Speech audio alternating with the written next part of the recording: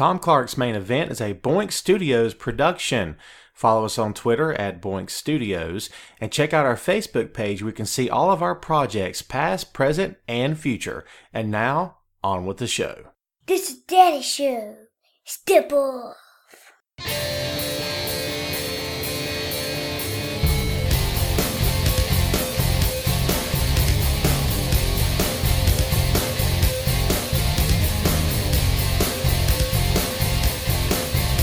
Hey, what is up? Welcome to the program, folks. Thank you for tuning in. Ladies and gentlemen, my name is Tom Clark, and you are listening to Tom Clark's Main Event. This is episode number 66 of the podcast, and if you're joining us today for the very first time, we will bid you welcome. If you're coming back for a repeat visit, we say, hey, thanks for checking back in with us.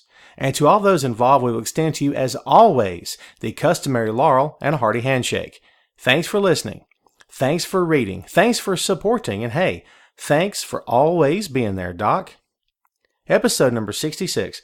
If it seems like I'm out of breath, well, I am. It's been quite the day for yours truly. I'm trying not to exhale too loudly. So, we've got some new listeners today. Fingers crossed. Hope so. Hey guys, what's up? I'm Tom. That's my big, shiny face on your phone or your iPad or your laptop or wherever my face is on or around your person at the moment. That kind of got weird. What's up? So this is the podcast. This is my show. 66 episodes going strong. Glad you are with us. Thank you again for giving me the opportunity to get all up in your ear. So I really do appreciate it. This is all things WWE, pro wrestling, you name it, we cover it here on the show. So again, thanks for tuning in.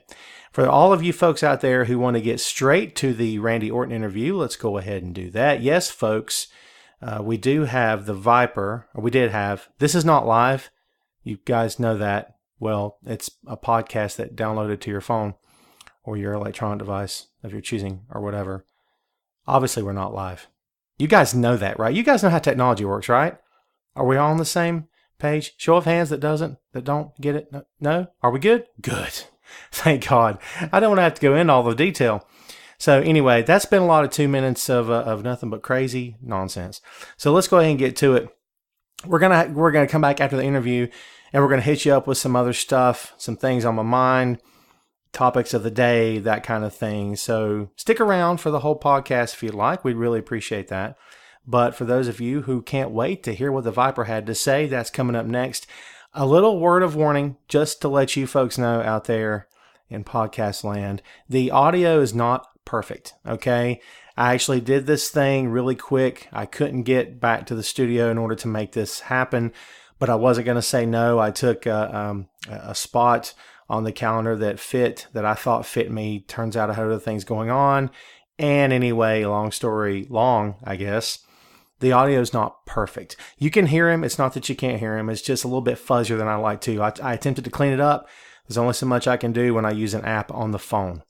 So if any of you guys out there have a great choice for an app, any kind of suggestions will be helpful. I paid $10 for the sucker, and it did okay. How about I just let you be the judge? You want to go ahead and listen to it? Great. Here it is, folks, the official interview, yours truly with the Viper, Randy Orton. And be sure to stick around after we're all done with this. But in the meantime, enjoy. Randy Orton, welcome to Tom Clark's Main Event. How are you doing today, sir? I'm good. How are you?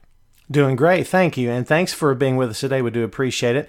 So the new program that's happening right now on USA Network called Shooter, you portray a character named James Richards. Tell me a little bit about the show, your character, how all this came together, and how the process has been for you thus far. Well, like I said, I play James Richards, former Navy SEAL, and the head honcho of a little militia deep in the woods. And basically, Swagger's on the lam, as most people know. They've been keeping up. And he kind of just stumbles into onto our property, onto our little camp there. And everyone knows who he is, of course, and he's wanted. And I just think it's the coolest thing in the world. To us, he's a celebrity. And things start to happen where I wonder whose side he's really on, and there the story began. But it was a hell of an experience, and it was the kind of character that, like, it wasn't as much of a stretch as far as, I wasn't playing some astronaut or a doctor. Like, I had a little military experience, and I'd seen the movie. I'm aware of the book, and I think it was probably 5-6 years ago, Wahlberg did the Shooter movie, and now, of course, he's a part of this project, and it was just cool to be around all those guys that really know what they're doing. I'm a fan of the show thus far. I've watched since the debut episode. And I'm just curious, did you have to do any sort of research to prepare for the role? Like, did you have to do any sort of background work or any sort of, I guess you could say, studying to get ready for the character? Or how did all that play out? Well, typically, I'd have at least a few weeks, a month or two to do that. I had like 2 days notice when I was sent the script. I would normally get an acting coach, and on my days off spend, 4 hours, 5-6 hours with an acting coach leading up to going on set. But I wasn't able to do that either. It just so turned out that when they told me that I got the part, I was in the process, this is while I was injured, of moving into a new home, still in St. Louis. But that was like our moving day where like I was going to be busy all day. So the first day that I found out, I had all this stuff that I had to do. And I looked at the script, like, when I had a minute, what a long, exhausting day. Moving sucks. You know what I mean? So the next day, the wife and the kids are taking things out of boxes, and I'm locked in the room, like trying to get in my head and like figure out who James Richards is. And, how I can make him, a little different than maybe what I'm reading on the pages and add, like, some depth. But it was hard, man. I felt rushed. But it also reminded me of kind of that nerve-wracking feeling when, like at Survivor Series, for instance, when it was the 5-on-5 match in Toronto just a few weeks ago. Being, 10 minutes before you're going on live TV and having like an hour-long match, you might be a little nervous too. The butterflies were definitely fluttering then, and that's kind of how I handled getting the gig with Shooter and then going out, and I just made sure that I was as prepared as I could be, but also knew deep down in my heart that I work pretty good under tension and stress and a fast pace, not necessarily knowing what exactly is going on sometimes, but trusting my instincts to fill in the hole, so to speak. So I feel like even though I wasn't as prepared as I normally would like to be, I feel like I hit it out of the park. I was around a great group of guys. The cast was awesome. Of course, the crew was spectacular, and we had some of our own people down there too. So anything I needed, I was treated like royalty. They fed me well, and I just was down there to be James Richards, and I think I did an all right job. I'm excited to see the finished product on the 13th. You talked about the butterflies before going out live. Is it good that you still have that? Does that sort of tell you that, hey, I've still got the heart for this, I still have the desire to do this? I mean, if the point comes where you no longer get that sensation, you no longer have those feelings, is that like, well, I'm not into this anymore? Is that the case? You hear that a lot, that if you're not nervous anymore, it's about time that you hang up the boots, because you don't have the heart, like you said, and I think that's true to a point. I think that keeping things new and refreshing at work, like right now, I have like a new pep in my step, I feel, because I'm working with guys that are fun to work with. This whole angle with the Wyatt family, I'm really enjoying it. At first, I wasn't quite sure, but now that, we're in the middle of it, and, me and Bray and Luke are tag champs, everything's feeling right. And I get to do what I love to do best, and that's be a heel. So each week is a little different. It's not getting stale. nothing against Sheamus, but it's not working Sheamus every night for 6 months. Like American Alpha, I've been working live events with these guys and Kane against Luke, me, and Bray, and they're just amazing. They're so smooth, and they've got that heart that you're talking about, and it's making me have a little more heart because I'm in there with guys that feel that way, and they want to do things. And when they're doing something wrong, and I tell them, it's not like a conversation that lasts an hour. Like, they get it. You know what I mean? And so it's yeah. Sometimes things get a little stale, and it's hard. But when you're working with somebody that you can tear it up with and that wants to be out there too, then yeah, man. And you just put more stress on yourself, and it makes you a little more nervous. Like I said, having an hour-long match with 10 guys is, a definite, that's a task. But when you pull it off, the most rewarding thing in the world.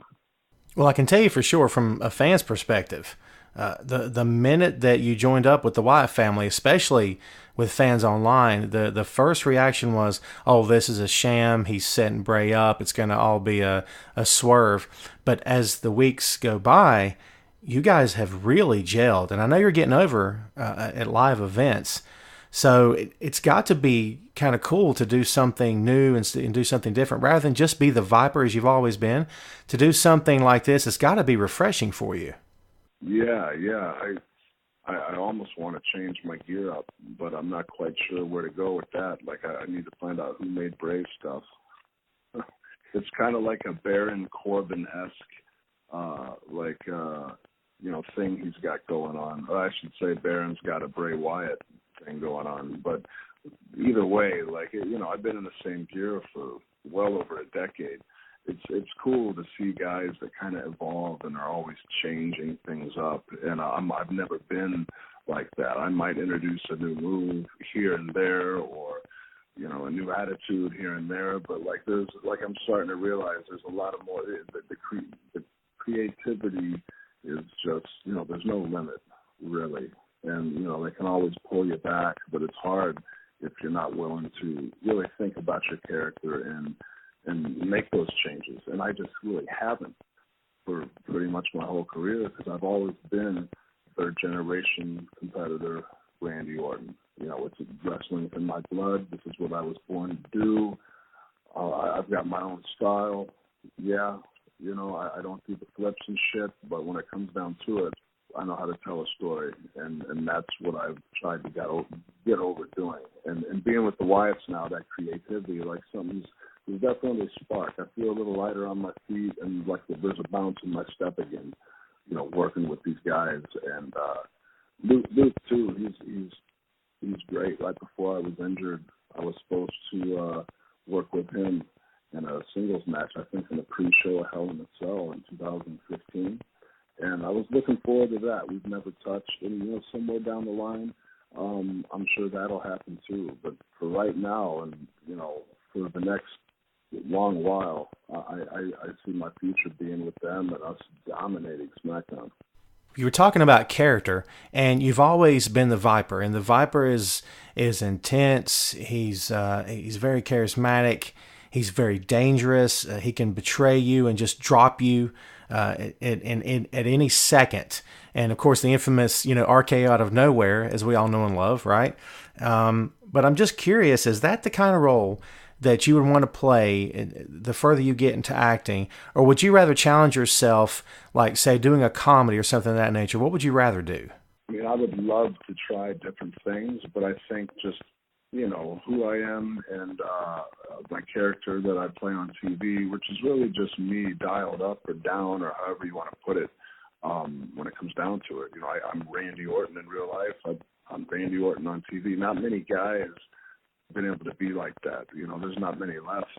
I mean, Cena, I'm sure there's a few more, but it's definitely easier to play like a former Navy SEAL than it would be to, play some scholar. Or you know what I mean? Like if a comedy fell in my lap, like I'd love to test myself and see if I was able to do it and send in an audition. I know what I'm wired for, and this role as James Richards, the shooter, that was, it was perfect for me to really take and make my own and be successful at it. Looking forward to seeing, what it looks like next week.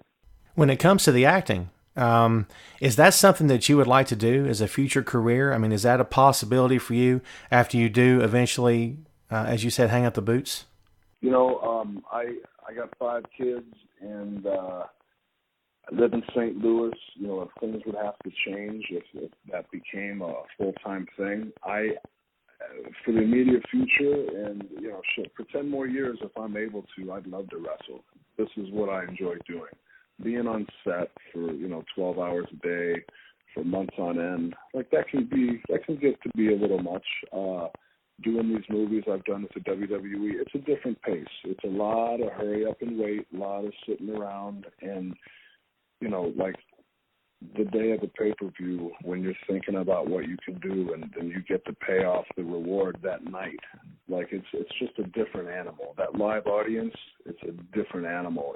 It's you grow as a WWE superstar to really appreciate the reactions you're able to pull from these fans. And it's, I filmed the Shooter episode months ago, back in the middle of the heat of the summer. And, to wait this long to see what everyone thinks, to hear the criticism, the comments, it is definitely different in that regard. I like that, feeling it as you're doing it in front of that live audience. Shifting gears back for a bit here for a moment, John Cena, as we all know, is at number 15 and is more than likely going to tie Ric Flair's record of 16 championships and probably break it after that, I would say. You are sitting at number 12. Is matching Flair's and or Cena's record or topping either or, is that something that's sort of in the back of your mind, or is it more or less like we'll just wait and see and take it as it comes kind of thing? Man, I doubt Cena's record. No matter how many title wins he gets, I don't think it's ever going to be less than anyone else's. I definitely got a few more in me, maybe even a handful. It's been about 3, maybe 2.5, 3 years since I had the big title around my waist. But, being tag champ now, last time I was tag champ, the only time before was in 2007. So going on 10 years later, I get my second run as tag champ. And that's cool. You know what I mean? Sure, I'd go fight for the IC title or whatever title they put in front of me. It's an honor to hold that title. And when it comes to the amount of times you've had it, the industry's changed so much, and it's ever changing. And some of these girls have been around a year. It seems like, and they're 3-time, women's champions already. So things change. If I never won it again, that would be okay with me. I'm a 12-time world champion. I've accomplished so much in the WWE to just go out there and continue to entertain people, to have my kids, excited because they get to watch Daddy on TV. Those kinds of rewards, that's what I'm doing it for now. Any gold around my waist after that, that's just icing on the cake. Speaking of your kids, we recently saw Goldberg, after he defeated Brock Lesnar at Survivor Series, celebrating in the ring with his son, which has got to be probably the coolest moment of the guy's life to this point, I would say, to be able to share that with his son. I know that your kids have more than likely been in the crowd and at ringside before for your matches, and I know that with the story came out recently about you consoling Shane's kids at ringside during the match there. So is that a big thing for you to sort of be able to play hero and kind of show off to them in the ring? Oh, yeah. And, I got 3 stepsons, 6, 12, and 14, that all love wrestling. Loved wrestling before they ever knew who I was, or met me, I should say. And to come home and then, oh, it was so cool when you did this. Or, they give me shit, too. They're like, oh, don't ever do this again. And they'll freeze frame the match and then send me a snap on their phone of me making a funny face or something, So they can constantly bust my balls, and my wife's the same. They love to bust my balls when I come home, but it's I wouldn't have it any other way. And it's I don't take myself too seriously. as I think I used to years ago when I was younger. This is I want to go out there and try as hard as I can to be the best in that ring. And for me, that doesn't mean cutting flips and cartwheels and not selling punches. The old school in me knows how to get over and how to get other guys over, and I'm going to continue to do it. And before long, who knows? The second and third generation wrestlers, for the most part, will be the last guys that know how to tell a story. It's amazing to me when these guys start just running power bombs, savate kicks, dive to the floor, and they never slow down, and there's no selling, and it's unbelievable. It's fun to know that these guys that I get to work with, especially the newer guys like American Alpha, like they got that heart and that desire, and to be able to kind of be in their ear and give them advice that, not some guy that taught me, or not because I taught myself in the Indies 15 years ago and brag about never grabbing a hold in my whole career, but because I had guys like The Undertaker, Shawn Michaels, Triple H, Ric Flair, the list goes on. Guys I can't even name that were able to give me such knowledge when it comes to being in the ring. Guys the current guys that like Alpha, they'll never get that opportunity. So it's up to me to relay that information and pass it down on to them. And it's cool to be, in that position for me at this point in my life. Well, before I never would have gave a hell. Let them figure it out. But now to kind of have that knowledge and to want to see guys that deserve it and want it for the right reasons succeed, it's a cool process to see it come full circle. Okay, folks, that's it. That's the interview. I know it kind of ends at a really weird point where we didn't get to, kind of take it home. My apologies about that. But to be honest with you, this whole thing took place in my car, in a parking lot, where I was trying to keep up the noise down and so I wouldn't be distracted and things like that. Because as I say, I kind of did this on the fly. And the phone call that I received from WWE kind of came a few minutes after it was supposed to, and then to their credit, they tried to add on the last few minutes at the end to kind of compensate for the time I missed with Randy. But I was watching the clock, and I kind of wasn't watching it. So, hey, my bad. But anyway, it was cool to talk to Randy. Hope you guys enjoyed it. We got a few shout-outs to send out here for the podcast. So let's go ahead and do that. A big shout-out to, and please let me know if I'm pronouncing your name correctly, Sweta Sa. And my humblest apologies if I'm not pronouncing that correctly. I do apologize. With Civic, a Seacrest global company. And these folks coordinated this entire thing, asked me if I was interested, and I said, absolutely, let's do this.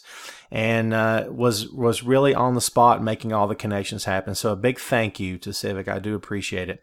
Another big shout out to Joe Villa, who did facilitate the phone call between myself and Randy. Very cool.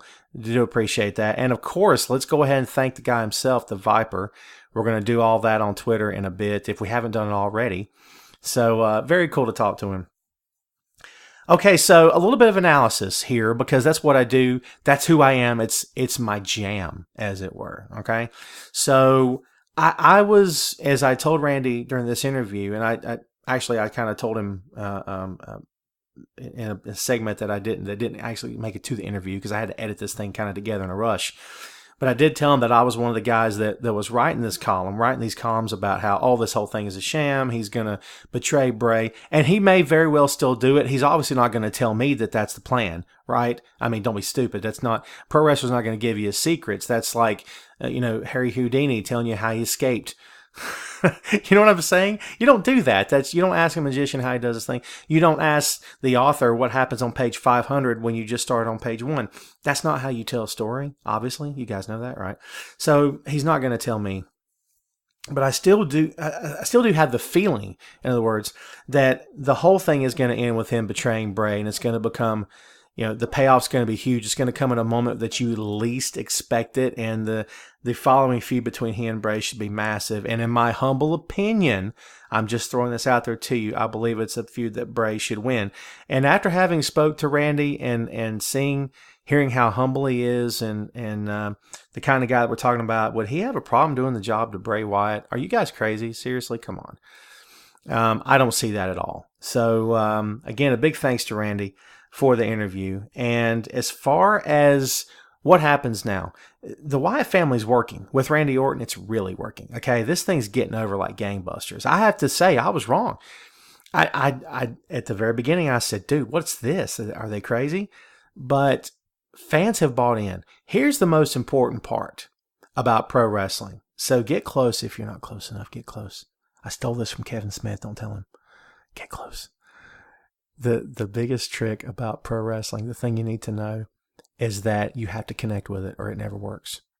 Did you get that? You have to connect with it or it never works. If you don't connect to the character, if you don't connect to his purpose, to his reason for being, if you can't connect to the storyline, if you can't connect to the match that's happening in front of your eyes, if there's no connection made, guess what? That dude fails. The match doesn't get over. The show wasn't a hit that night, and you go home unsatisfied, or you turn your TV in the middle of it because you don't like what you're seeing. There has to be a connection. The Wyatt family had already connected, but with Randy Orton, my God in heaven, okay? Dude, really? It's getting over. And again, I don't think any of us saw that coming, but there's a lot of goodwill for Randy Orton. And I think there has been for a very long time. Anything that's ever, been said about the guy, about his past, about things that he's said and done, at whatever point during his career, I'll be honest with you right now, I'm not saying those things no longer matter, but dude, leave the past in the past. Move on. It's a new day. Yes, it is, right? It's a new day. Let's just move on, man. Let's try to leave stuff in the past where it belongs. And I'm sure that Randy's done that like we all have. He's only human like we are. So, let that stuff go. But I think he's built up a lot of goodwill. He gets massive pops. He still does. And he's brought a lot of that to the Wyatt family, who should be on top of WWE. And Randy himself said during the interview that they are basically running SmackDown because they're like the hottest act on SmackDown. You got to agree with him.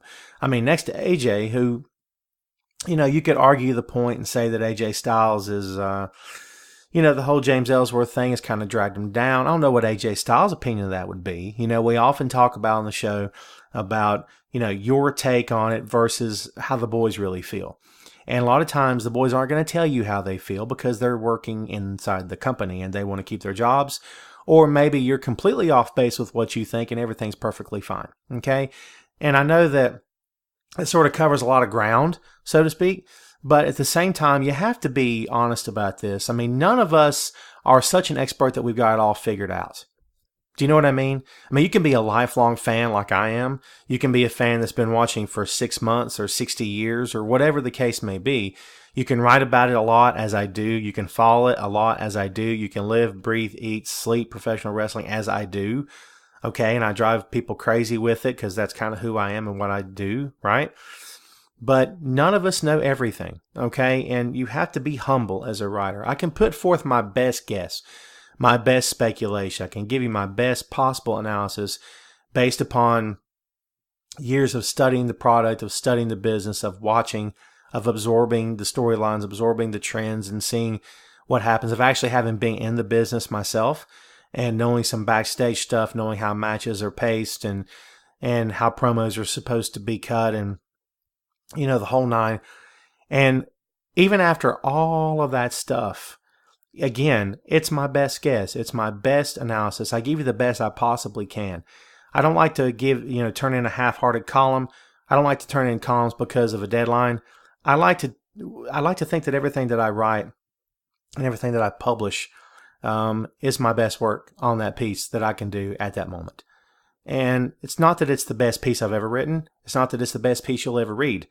But I want you to come away from my writing, from my podcasting, from anything that I do and say, dude, I like that dude. He's got a good take on it. He's got a different take, or he tries to be level-headed about it. You have to be careful, And I don't mean to soapbox on you, but hey, you got time, don't you? So let's do that, shall we? But you have to be careful, and you can't just, wrestling sucks. Vince sucks, and he's burying the talent. They love the word bury, don't they? Triple H sucks, and he's buried Daniel Bryan, and yada, yada, yada. Dude, I'm going to tell you right now, if you write that way, if you talk that way, if you think and believe that way, guess who's going to talk to you? Nobody. Nobody's going to talk to you, man. It's not that you have to kiss up to anyone. It's not that you have to, bow down and worship anyone. I never said that. I don't think you should do that. I try not to do that myself. But at the same time, you have to be level-headed. You have to take this stuff for what it is. This is fictional warfare happening. Okay, these are real men and women portraying fictionalized characters, in a choreographed fight scenario with a predetermined outcome. That's a long way of saying that wrestling is kind of fixed, in other words. So, having understood all of that and taken all that into consideration before you go spouting off at the mouth or praising someone and calling them the most awesome person in the history of people and the coolest guy ever to walk the planet since Christ himself, let's all take a step back, take a breather, and either calm down with your adulation or calm down with your hate, as it were, because these are just regular people like you and me. They do something a little bit different for a living that's kind of cool. But at the same time, they're just trying to feed their families. They're trying to make as much money as they possibly can in their career, which is what we all want to do, yes? Provide for their families, which is what we all want to do, yes? And leave behind some kind of legacy, which is what we all want to do, right? So, if you take all of that in that kind of perspective, then you can kind of see where I'm coming from on this whole deal. Because, again, you can be one extreme or the other, but you can be wrong in both instances. And I'm not saying I'm right all the time, but dude, you got to be more level-headed than that, okay? So just take a step back, take a look at yourself in the mirror and see what you see. And maybe you're awesome. Hey, you listened to this, didn't you? You're awesome in my book, pal. I'm just saying. So, have you had fun? Has this been cool? This will not be the last thing that yours truly does. This is number 66 of the podcast, and this is my second interview. Okay, third. I did one with Matt Hardy that didn't make the podcast because before I had the podcast. Make sense? But my first interview was with Mr. Will Noonan, stand-up comic in Boston, who you should very much check out because he's very funny, good guy, good friend.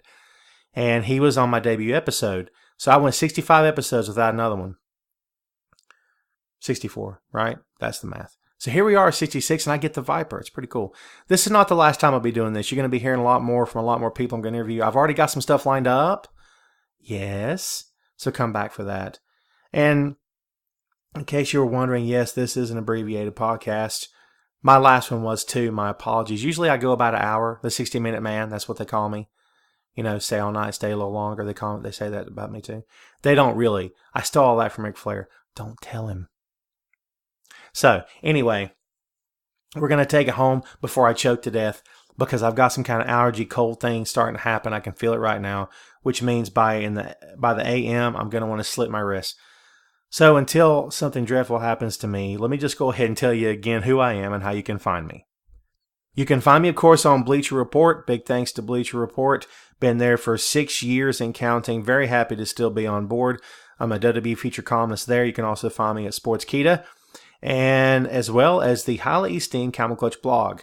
My production company is Boink Studios that I own with good friend Kyle Smith. We have 2 other podcasts. One that I do with my 8-year-old son, Wesley, which is called Tom Clark's 30-Minute Fun Show.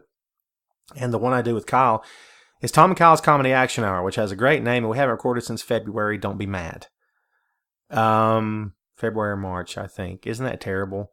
Hey, man, we're busy. Isn't that awful? I'm just saying it's terrible, but we're going to get back on track eventually, so just stick around for that. All 3 of these podcasts, by the way, if all you did was click the link in the column or on Facebook or wherever you found this, all 3 of the podcasts are available on iTunes. So check us out. Give us a chance to entertain you, as it were. We try to do just that. So thanks so much for stopping by. Give me a shout on Twitter at TomClarkBR. Give me a follow, and I'll follow you right back, fool. That's what I do. Drop me a line on an email if you'd like to, tomclarkbr@yahoo.com. And you can find Boink Studios on Facebook. You can find me there too, but I'm kind of boring. All I do is just repost the columns and the podcasts. So if you like to see that, go ahead and follow me there too. That's cool. And again, I'll friend you right back. They friend on Facebook, they don't follow. Or something like that, right? Whatever it is. Hey, thanks for hanging out with us, man. Thanks for being here. We appreciate everything. Appreciate your business. Appreciate your patronage. And you know what? We will see you again real soon. Come back because we got a lot of more surprises in store for you, man. Right here on Tom Clark's Main Event.